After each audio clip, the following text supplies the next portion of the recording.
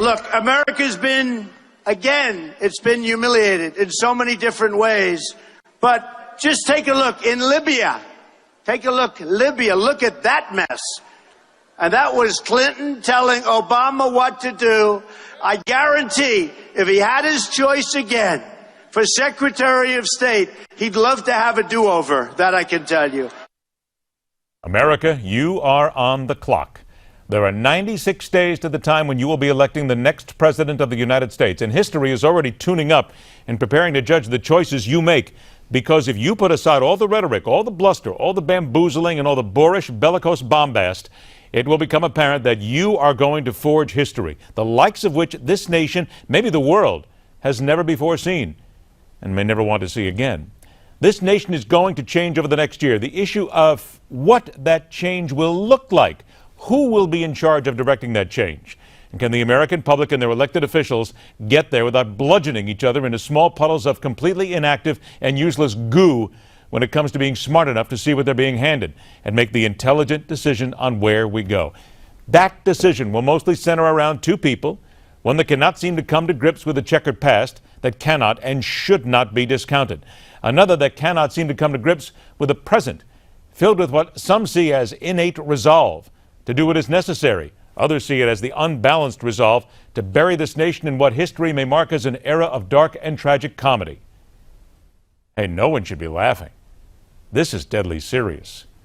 The Republican Party is in a bind the likes of which no one could have imagined, or so we're led to believe. For is it not possible that they should have seen the upheaval in their midst when the Republican electorate spoke loudly and made Donald Trump their choice for the White House? And now, as many of them call for Trump to shut up and get with the program, maybe they're the ones who should snap the trap because they had their chance. The cards have been dealt. Play them. Take your chances already. We'll take our chances with your phone calls and comments. Get on the line right now. 1-877-NEWSMAX. Be prepared to deal it out. But first, let's set the scene with John Bachman. Well, Ed, we'll start with the good news for the Trump campaign, of which there is some to announce today. Trump announcing a huge campaign fundraising haul recently, also announced the hiring of some state directors throughout the country. That is what they're trying to spin. Paul Manafort says the campaign is united and they are moving forward. But of course, this all comes in response to wild speculation from all corners of the media claiming that Trump's presidential race is close to some sort of information or intervention with party bosses, or perhaps even something worse. The piling on of Donald Trump continues. Disarray inside Donald Trump's campaign. Top aides, including his campaign chairman, are growing increasingly frustrated. Now he seems to be moving into the area of self-sabotage. Lurching from one controversy to another. Still, the Trump train is steaming ahead. In addition to the usual haters from the media and the left, some of Trump's closest allies are now sounding the alarm after his refusal to defuse the Kaiser Khan controversy. We need to honor their son's sacrifice for our country. And a focus on anything other than that, to me, is missing the point. I think some of what Trump has done is just very self-destructive. Wednesday, even Trump's own running mate split with him, endorsing House Speaker Paul Ryan. I strongly support Paul Ryan, strongly endorse his reelection. And if you believe reporters citing unnamed sources, Trump allies are on the verge of an intervention. Priebus is furious that he has had multiple discussions with Trump, telling him he needs to drastically change course. Establishment Republicans are again worried about losing control of the Senate, as an LA Times tracking poll shows a 7-point lead Trump held last week quickly evaporating. I think the Republican nominee is unfit to serve as president. Taking a cue from President Obama, Democrats running in swing states like Florida, Ohio, Wisconsin, and Pennsylvania are hitting incumbents like Marco Rubio, Rob Portman, and Pat Toomey for not denouncing their nominee. Prominent veterans groups also sending a sharp rebuke to Trump, but still no apology from the GOP nominee, even after a plea from Medal of Honor recipient Dakota Meyer. Well, of course, today in Florida, Donald Trump did endorse Marco Rubio, so that was some good news again for folks, but he is still refusing to back House Speaker Paul Ryan and Senator John McCain. Not the type of division that folks in the party and folks who want to win the White House were hoping to see in August. Ed, back to you. All right, John, thanks a lot. Let's get to work. Now the payoff, along with your phone calls at 1-877-NEWSMAX. These are the people who understand matters in the hallowed electable halls. Former Republican Pennsylvania Congressman, now Executive Chairman at Wexler and Wexler, Robert Walker. Joined by former Republican Illinois Congressman, now President at Flanagan Consulting, Michael Patrick Flanagan. Gentlemen, thanks so much for joining us. Michael, let me come to you first on this one here, because the Washington Post, are Republicans going to start defecting from Trump? Let's get right to that right up front here. Wait a minute. Some of them already have. But then there are those people who back Trump and say, shut up, sit down, do your job already. You had your chance. We, the people, want him. Isn't this all just a ridiculous exercise in futility? Well, it's an old media game from way back. Let me ask you constantly to denounce your nominee. When's the last time somebody asked Harry Reid to denounce Hillary for lying endlessly, for Benghazi, for anything else? Those questions will never be asked by the left of the left, but they're asked constantly by the right. And this is great because as Republicans, we know how to handle this. We're experienced at parrying with the left on this in ways that guys on the left don't have to ever learn. Trump is a new candidate. He doesn't know how to do this, which is why he needs to use his organization, which can help him. You know, Donald, when you build a hotel, you don't turn shovels of dirt, you don't weld the girders, you don't put down the bricks, because they're experts and you hire experts. Let the experts in your campaign hone and refine your communications better than you're doing it. You're going to need to do that to win in the fall. We're all here to help you, but you got to get your message out better. Then, Robert, let me come to you on this one then. Taking that tack right there with what Michael said, is it not then the message that comes to Donald Trump? And I'm going to say it flat out here from some people because it's been said on this show. Shut up. Talk about message here for a change. Stop fighting with parents of dead soldiers here. Take the people that we know will work for you. Put them to work. Win this election. That's what the people want. Well, I think that's absolutely right. I mean, I'm one of those people that's waiting out here to be convinced that he is of the timber that is necessary to be president of the United States. And each day, I get a little bit more disturbed about the way in which he's conducting himself. You simply do not attack Gold Star families. You simply do not insult the whole concept of the Purple Heart. There are all kinds of things that are going on right now in that campaign that don't convince those of us who are waiting to be convinced that he is up to the job of the campaign, let alone the job of handling the presidency.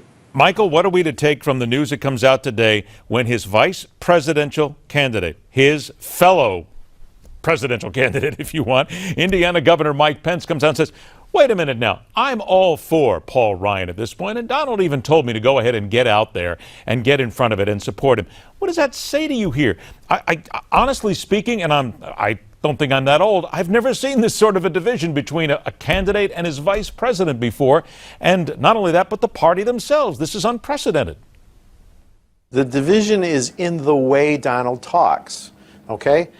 No one endorsed him in his primary, neither of these guys did, and he's not endorsing in their primary. If he had come out and he had said, look, I don't make endorsements in primaries, but, you know, after they're elected, we're going to do everything we can to make sure that they win their districts, carry Arizona, and, you know, Paul Ryan won't need any help in a general, but we're going to do everything we can, and I support him in their general, but I don't help out in primaries.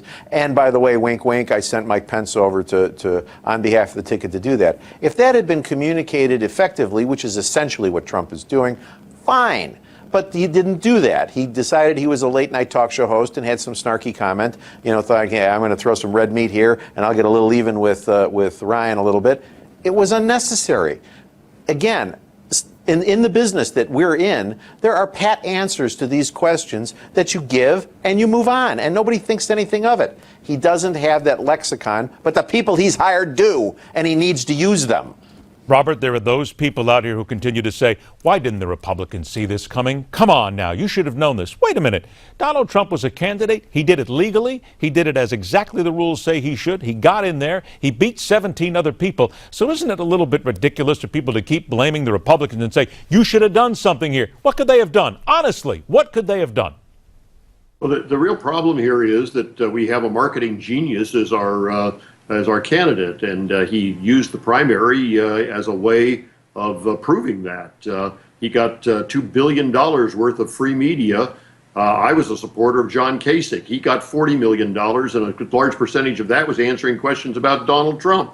And so the fact was that the messages of the other candidates got drowned out in the course of the primary season, and we ended up with a candidate that is heavily flawed. Because, as Mike has explained, but they could not have stopped him. Somebody who uses that kind of background, and we don't see him behaving as though he wants to win the presidency. But right to say, though, they could not have stopped him. He did everything by the rules, correct? Oh yeah, no, he did. No, he did everything by the rules. And the thing that the Republican Party should have realized and didn't realize was that marketing sometimes beats politics.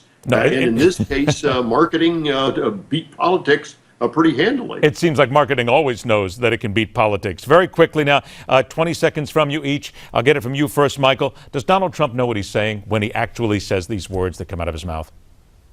Yes, I absolutely, unlike Bob, I think Trump will be a fine president. I have no problem with Trump.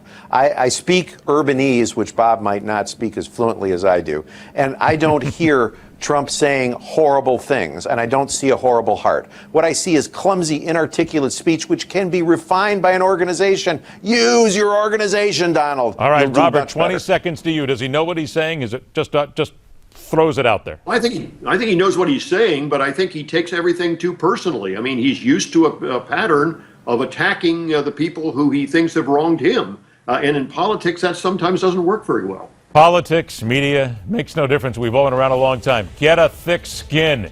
If you don't have it, you can't survive in either one of our businesses. Congressman Michael Patrick Flanagan, Congressman Robert Walker, thanks so much, gentlemen. We appreciate your time. Safety questions raised from D.C. to Rio.